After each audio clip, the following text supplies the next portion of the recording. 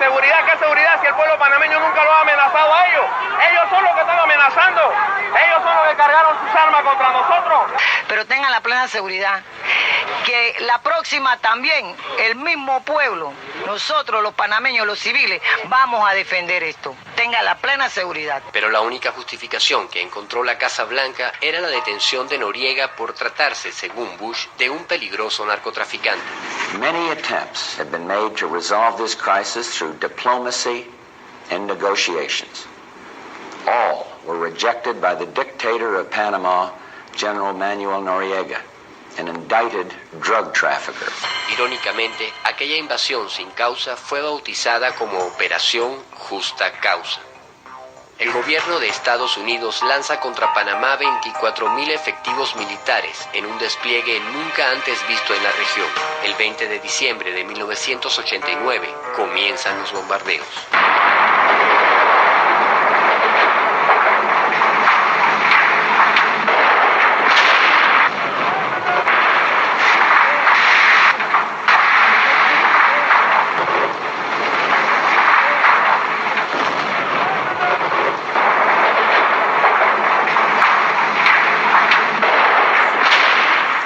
Last night I ordered U.S. military forces to Panama.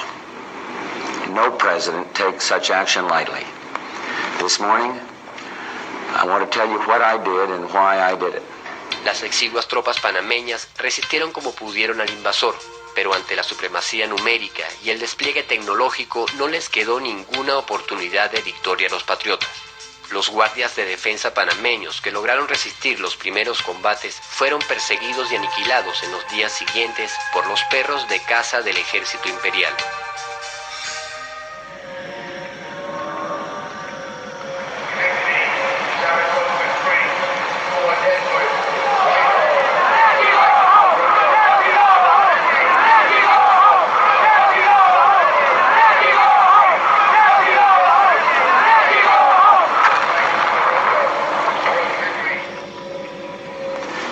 Of the United States have been to safeguard the lives of Americans, to defend democracy in Panama, to combat drug trafficking, and to protect the integrity of the Panama Canal Treaty.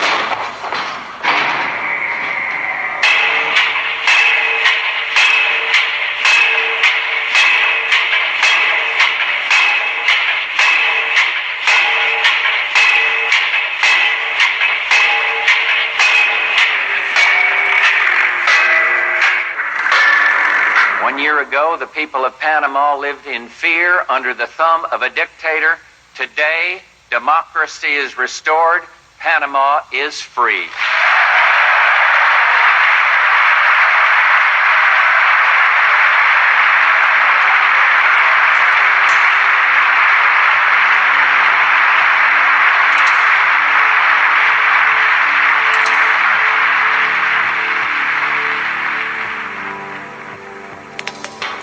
En Panamá se aplicó por primera vez el concepto de la soberanía limitada de los estados, prohibiéndole tener una fuerza armada propia. Y como Panamá no tendría fuerza armada propia, el gobierno de Estados Unidos les haría el favor de cuidar el canal.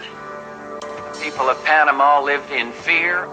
Today, democracy is restored. Panama is free. Panama is free. Panama is free.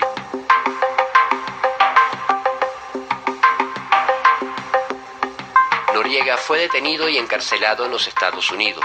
El narcotráfico no disminuyó ni un gramo. Los estadounidenses vieron irse sus impuestos en una invasión inexplicable, mientras la industria armamentista del norte se llenaba los bolsillos a costa de la sangre de los panameños. La injerencia del norte se había anotado otra victoria, ganándose la condena de los pueblos del mundo. Con la invasión a Panamá, Bush ponía en práctica el concepto de guerra preventiva y ejercitaba su tropa imperial para el golpe que un año más tarde daría contra Irak.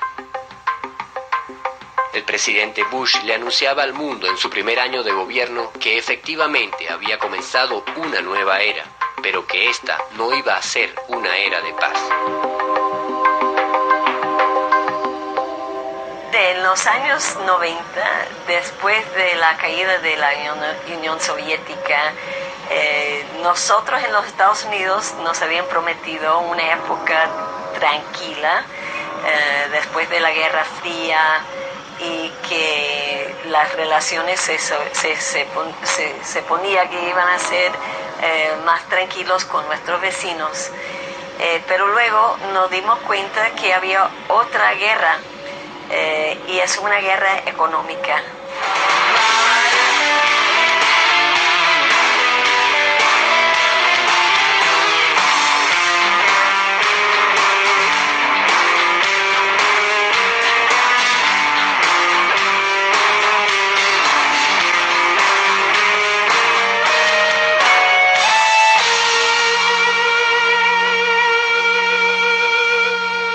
Eso ya había empezado en la década de los 80, pero en los años 90 es cuando llegó a ser crisis en muchas partes del mundo, incluyendo en América Latina, porque las políticas de esas instituciones eran realmente para abrir sus puertas hacia las cooperaciones internacionales, y buscaron toda forma de presionar a gobiernos a imponer políticas que eran contra el pueblo, que incrementaba la pobreza, que cerraran instituciones y centros de salud, de educación, para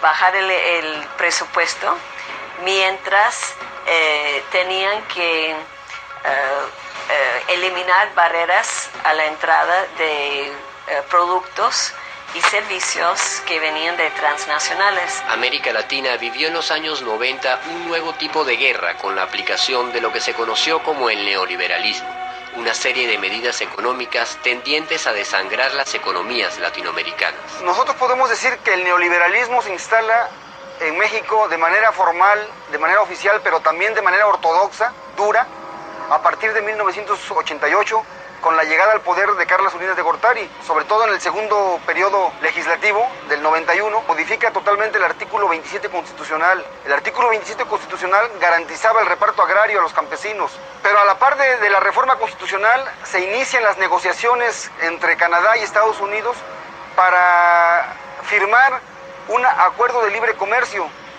de América del Norte, o tratado de libre comercio con América del Norte. Los tratados de libre comercio no eran sino la aplicación del Consenso de Washington, una serie de medidas impuestas a los países del sur cuyas recetas obligaban a aumentar impuestos, invertir menos en gasto público como salud y educación, liberar las importaciones, aumentar las tasas de cambio y de interés, liberar de obligaciones al capital extranjero disminuyendo las competencias de los estados y, sobre todo, vender los países por pedazos a través de las privatizaciones. Lo que han hecho es desmantelar los estados y hacer más fuerte a los grandes empresarios, destruir la agricultura en la mayoría de los países, porque al quitarle el impuesto a los productos importados y liberalizar el comercio exterior, lo que ha habido es una inundación de productos importados de Estados Unidos, sobre todo, y de Europa, pero sobre todo de Estados Unidos, y el desmantelamiento de áreas importantes de la agricultura. El caso argentino fue terrible, que quebraron 10 millones de hectáreas de tierra y 500 pueblos quebraron. Tanto Bush como el nuevo presidente que lo sucedería, Bill Clinton, emplearían estos tratados de libre comercio como el mecanismo para subastar a América Latina. Entonces, toda esa época de Clinton, por ejemplo, que Clinton tiene una cara así muy amable, que era amigo de todo el mundo, pero atrás de la presidencia de Clinton estaba toda esa política económica de dominación. El demócrata Bill Clinton es elegido presidente en 1992 y sería reelecto para un segundo periodo en 1996. The American people have voted to make a new beginning. Si bien tuvo importantes iniciativas sociales dentro de su país, mantuvo y profundizó las medidas de colonialismo económico hacia América Latina. Los tratados de libre comercio y las privatizaciones se impondrían a sangre y fuego. Nosotros decíamos en aquel entonces, y ahora lo tenemos ya confirmado, que no podía haber igualdad entre dos economías que son tan dispares. La economía norteamericana es una economía 50 veces más grande que la economía nacional. Entonces, en esas condiciones no puede haber más que una subordinación de la economía pequeña a la economía mayor, en este caso de la economía mexicana a la economía norteamericana. Eso pasó después del 94. A los pocos años, a los 2 años, 3, empezaron a verse ya las consecuencias de lo que nosotros habíamos advertido, de que no iba a haber ninguna entrada al primer mundo, sino que lo que estaba generando en México era mayor pobreza, mayor degradación ambiental, mayor degradación social y mayor migración hacia los Estados Unidos. Ante ese tratado, quien sí se levanta y es el primer gran cuestionamiento que hay a nivel mundial contra el neoliberalismo, es lo que ocurre en el estado de Chiapas, en el sureste mexicano, con el levantamiento del Ejército Zapatista de Liberación Nacional. A nombre del Comité Clandestino Revolucionario Indígena, Comandancia General del Ejército Zapatista de Liberación Nacional, les damos la cordial bienvenida al encuentro intercontinental por la humanidad y contra el neoliberalismo. Este es el primer cuestionamiento al neoliberalismo en el mundo, de una manera frontal. El levantamiento zapatista en 1994 sorprendería en sus cálculos a la CIA, tal como lo afirmó el oficial de Inteligencia Nacional para América Latina de la época, Brian Latell. El levantamiento zapatista nos tomó descuidados en la CIA y a todos en el gobierno de Estados Unidos. El ejército zapatista nos preocupaba como posible detonador de movimientos insurgentes en otras partes de América Latina.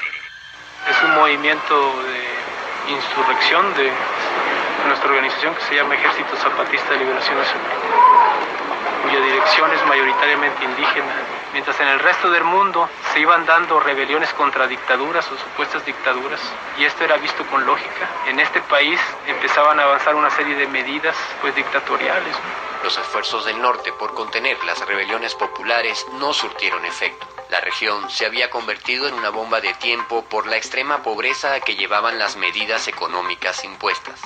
Así que yo diría que los años 90 era la época de esa guerra económica y también el combate de los pueblos contra ese tipo de imposición de políticas económicas. Venezuela fue uno de los países donde con más ahínco se aplicaron las medidas del Fondo Monetario Internacional. País muy rico en petróleo, lo ha sido también en miseria y exclusión. A pesar de los inmensos recursos con los que contó el país por décadas, las condiciones de vida de gran parte de los venezolanos en poco o nada se beneficiaron de esas riquezas.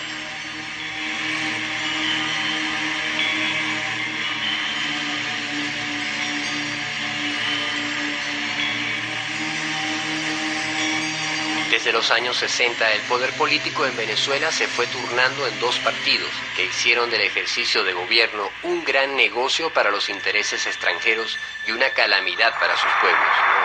La circunstancia que está viviendo Venezuela y las orientaciones de la política del presidente Bush nos ha acercado mucho más, puesto que son cuestiones fundamentales lo que en este momento estamos tratando con los Estados Unidos. Gobernantes que a cambio de llenar sus bolsillos acataron las órdenes de organismos extranjeros para amarrar la economía del país a una deuda externa impagable, un mecanismo de dominación económico basado en el soborno y la corrupción que le rindió grandes ganancias a su creador, el capital internacional y el imperio del norte. Las medidas que anunció el país en materia económica no pueden estar desligadas de decisiones dirigidas a fortalecer la calidad de la vida y a preservar el ingreso real de las mayorías nacionales. Demagogia y represión fueron las herramientas con las que los gobernantes de turno creyeron que podían perpetuar la aplicación de aquellas medidas. Esta medida es sana. Esta medida es sana, es necesaria. Produce inicialmente dificultades. No lo negamos, no deseamos esas dificultades. Nos duele esa circunstancia y ya las medidas anteriores iban orientadas en ese mismo sentido.